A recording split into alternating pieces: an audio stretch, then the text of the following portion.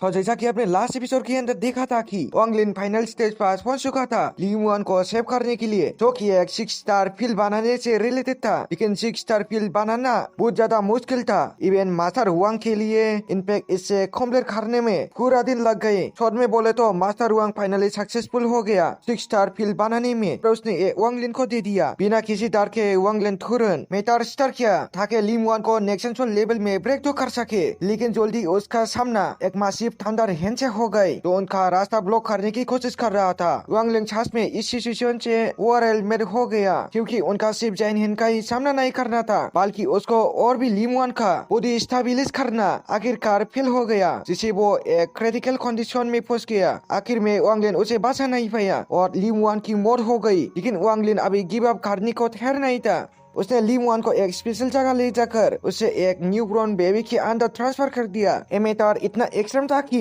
वांग लिन को अपनी original body के साथ मार्च करना पड़ा ताकि वो जाइन थंग का सामना कर सके। वांग लिन अभी भी ली मुआन को रिट्रीव करने की कोशिश कर रहा था और आखिरकार उसने ली मुआन का बॉडी एक बेबी पेटास में प्लेस करने में सफलता पाली। ये पिछले एपिसोड की स्टोरी थी। अब चले सीधा लेटेस्ट पार्ट की तरफ चलती है। स्टोरी कंटिन्यू होती है जिसमें वांग लिन का पिछन दिखे जाता है जब वो एक मैसिव थंडर एनर्जी क्लस्टर से बैटल कर रहा होता है। आखिर में वांग लिन थंडर सर्कल को डिस्ट्रॉय करने में सक्सेसफुल हो जाता है। उसके बाद वो एक प्रेग्नेंट वुमन की तरफ देखता है। वांग लिन ली मुआन की तरफ देखते हुए कहने लगता है कि वो ली मुआन के जन्म लेने का वेट करेगा। उसके बाद वांग लिन ने अपनी ओरिजिनल बॉडी से अलग हो गया बिना किसी कम्युनिकेशन के। दोनों अपने अलग अलग रास्ते में निकल गए। वांग लिन ने अपनी ट्रेनिंग स्टार्ट की। आखिरकार 6 मंथ गुजर गए और ली मुआन फाइनली जन्म हो गया। खाना जो उस मैन का हस्बैंड था जो ली मुआन को खीरी कर रहा था, उसे मिड वाइफ से ये न्यूज मिली कि उसका बच्चा जन्म हो चुका है, एक बेबी गर्ल। इससे फादर बहुत खुश हो गई। वांग लिन जो दूर से उन्हें देख रहा था वो भी बहुत ज्यादा खुश था कि ली मुआन फाइनली जन्म हो चुका है। उस वक्त वांग लिन सीक्रेटली उनके रेसिस्टेंट में इंटर करता है ताकि बेबी जोरू को देख सके जिसमें ली मुआन मौजूद था और जो अभी भी सो रहा था। यहाँ वांग लिन को ये पता चलता है कि ली मुआन को आबेग होने और अपनी मेमोरीज को रेगेन करने के लिए 18 इयर्स लगेंगे। इसका मतलब ये था कि वांग लिन को वेट करना पड़ेगा जब तक जोरू 18 इयर्स का नहीं हो जाता ताकि वो ली मुआन को बाहर ला सके। वांग लिन समझ गया था कि उसे दोबारा थंग जाइन का सामना करना पड़ेगा, लेकिन इस बार वो खुद को और अच्छे से प्रिपेयर करना चाहता था ताकि कोई फेल ना हो। 1 साल बीत चुका था और अब हम देखते हैं एक ग्रुप जो वाहू इल्डर खाई छार में एनिंग और एक ओमेन जिलिंग भी हुई। पहले वांग लिन ने एक पहली रेसिपी जिलिंग के रिकॉर्ड से ऑप्शन की थी। वाहू इल्डर का एक ग्रुप खू रीजन में एक स्पेशल पर्पस के लिए आया था। उन्होंने सीक्रेट में सर्च किया ताकि यह क्या ही देखा जा सके, लेकिन कुछ देर बाद उन्होंने देखा कि एक मैन अपीयर होता है। वो एक इनबॉय था जो सुजाको किंगडम से आया था और उसकी एरेबल एक स्पेशल पर्पस के लिए थी। एरेबल होता है कि वो वांग लिन से कम्युनिकेट कर रहा था जो जेट टावर की आसपास छुपा हुआ था। सुजाको का इनबॉय जिंगो जोकी वांग लिन का दूसरा नाम है। उसको इंफॉर्मेशन देता है कि रेड बटरफ्लाई यानी कि होंगजी ने वांग लिन को एक ओपन चैलेंज दिया है एक डुएल के लिए जो 3 मंथ्स में होने वाला है। वांग लिन रेस्पॉन्ड करता है अगर होंगजी उसके साथ डुएल करना चाहता है तो उसे अभी भी 10 मोर इयर्स का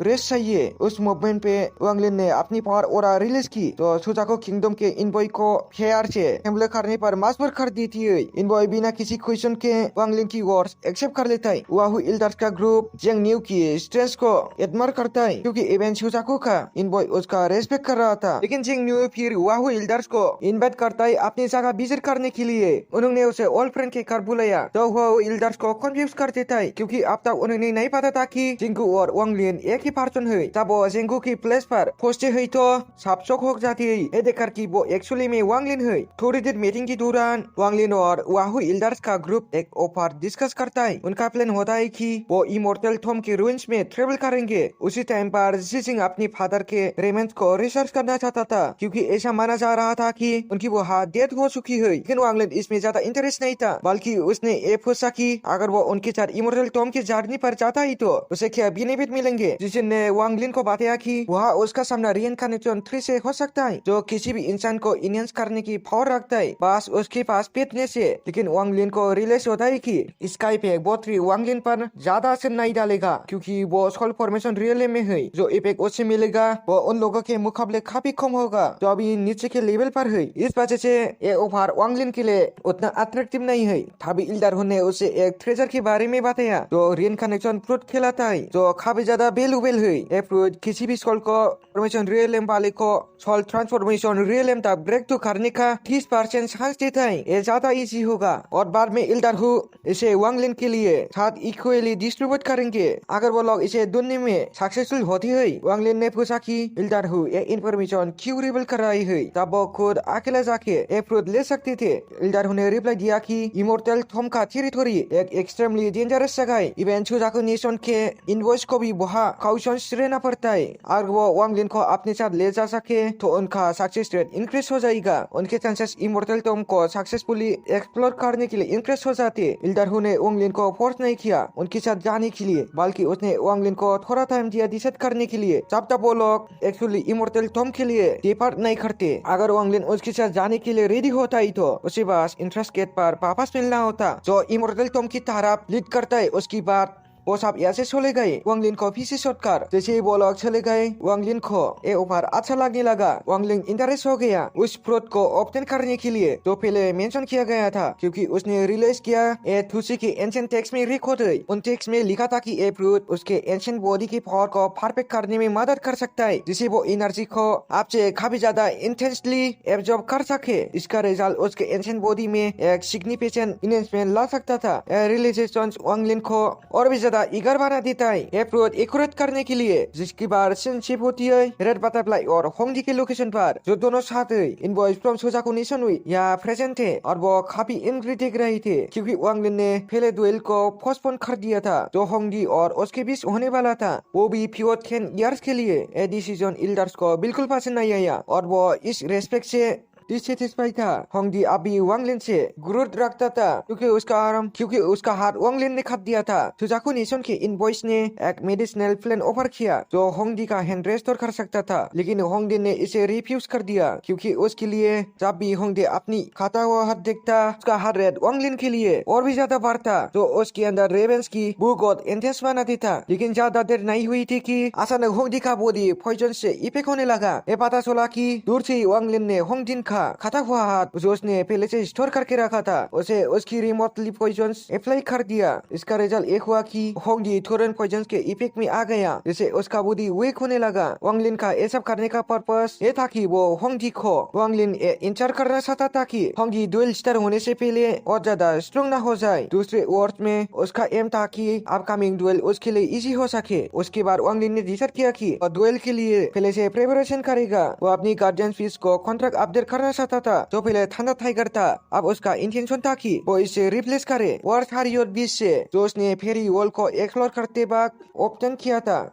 लेकिन जो ब्रेसलेट उसके पास था वो सिर्फ एक सिंगल कॉन्ट्रैक्ट फ्रॉम कर सकता था। वह वांगलिन ने अपने कॉन्ट्रैक्ट थंडर फ्रॉग के साथ रिलीज कर दिया। उसने फ्रॉग थंडर को फ्रीडम दी स्विच करने की। अगर वो फ्रीली जीना चाहता था तो उसे वांगलिन को छोड़कर जाने की परमिशन थी, लेकिन अगर वो अभी भी उसके साथ रहना चाहता तो वांगलिन को भी कोई ऑब्जेक्शन नहीं था। उसके बाद वांगलिन ने कॉन्ट्रैक्ट ब्रेसलेट वार थारियोट बीच पर यूज किया। शॉर्ट में बोले तो कॉन्ट्रैक्ट प्रोसेस कम्प्लीट हो गया और अब वो बीच उसकी कंट्रोल में था। वांगलिन ने एक बार फिर थंडर फ्रॉग से उसके डिसीजन के बारे में पूछा, क्या वो छोड़कर आजाद रहना चाहता है या फिर उसके साथ रहना चाहता है। फॉर्चुनेटली थंडर फ्रॉग ने डिसाइड किया कि वो वांगलिन के साथ ही रहेगा, जो उसके लिए सेटिस्फाइंग था क्योंकि उसने अपना कंपनियों को खोना नहीं पारा। उस रात वांगलिन ने लिमवान को विजिट किया। लिमवान अभी भी एक टॉडलर एज में था, लेकिन सरप्राइजिंगली वो उनके पास मेमोरी को याद कर सकता था। वांगलिन ने लिमवान से प्रॉमिस किया कि वो खुद को नेक्स्ट 18 ईयर तक म्यूजियम प्रिपेयर करेगा क्योंकि उन्हें दोबारा वही ट्रायल फेस करना पड़ेगा। उसके बाद वांगलिन ऑन चेक के इल्डर से मिला और उससे रिक्वेस्ट की कि वो लिमवान का ध्यान रखे क्योंकि वो एक और जर्नी पर निकलने वाला था।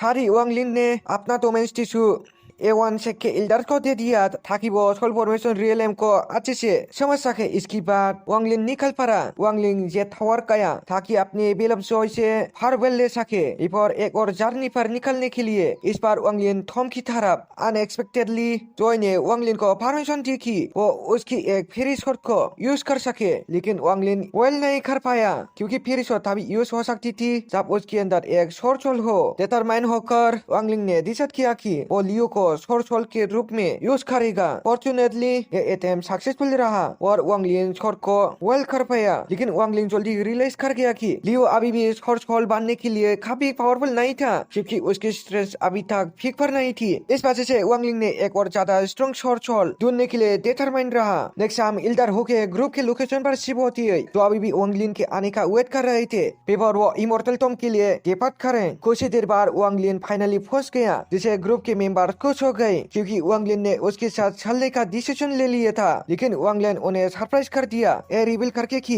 जब वो यहाँ आ रहा था तब ऊपर एक मिस्टीरियस क्रेशर ने अटैक किया। ये क्रेशर काफी अजीब दिख रहा था, एक ब्लैक होल जैसा। वांग लिन ने पीछे स्कूल को ग्रुप के सामने रखा। इल्डर हु ने जैसे उसका रूप देखा वो तुरंत समझ गए कि ये एक वुल क्रेशर है, लेकिन ऐसा क्रेशर उनके वर्ल्ड में नहीं आ सकती थे क्योंकि एक अलग रियल में रहते थे। एक होस्ट ने elder who co extremely confuse कर दिया। बिना टाइम वेस्ट किए वो और वांग लिन तुरंत इमोर्टल टॉम में इंटर कर गए। जैसे वो वहां पहुंचे उन्हें दोबारा वुल क्रेशर के अटैक का सामना करना पड़ा। लकीली वो अटैक्स को रिपीट करने में सक्सेसफुल रहे, लेकिन अचानक एक और फेरोशियस वुल क्रेशर अपीयर हुआ जो एक व्हाइट मास्क पहने हुआ था। वो गुस्से में था और अपने बहुत सारे सबऑर्डिनेट्स के साथ एक लार्ज स्केल अटैक लॉन्च कर दिया। ये वांग लिन और बाकी सबको मजबूत कर देता है कि वो इनसे लड़ने के अलावा कोई दूसरा ऑप्शन ना सुन सके। सोचिन दिखाती ही ये एपिसोड भी यही बार एंड हो जाता है। दोस्तों अगर तुम लोगों ने अभी तब भी चैनल को सब्सक्राइब करके नहीं रखा है तो सब्सक्राइब कर लेना, क्योंकि हम इस चैनल पर काफी सारी दांगवा सीरीज लाने वाला है जो तुम लोगों को टाइम बाय टाइम देखने को मिलेगा। और हाँ, मैं तुम लोगों को पहले ही एक बार क्लियर कर देना चाहता हूँ, इस चैनल पर हम कम से कम 3 एक्सप्लेनर रहेगा जो अलग अलग दांगवा को एक्सप्लेन करेंगे, क्योंकि मैं अकेला उन सारे दांगवा को एक्सप्लेन नहीं कर सकता। इस वजह से हम तीनों लोग इस चैनल पर वीडियो अपलोड करेंगे। तो अगर तुम लोगों ने अभी तक भी वीडियो को लाइक नहीं किया तो लाइक कर देना और एक्सप्लेनेशन कैसा लगे कमेंट करके बताना। और मैंने व्हाट्सएप ग्रुप का लिंक नीचे डिस्क्रिप्शन में दे दिया है, आप लोग वहां पर आ जाना, साथ में बात करेंगे। आप लोगों से मैं अगली वीडियो में मिलती है।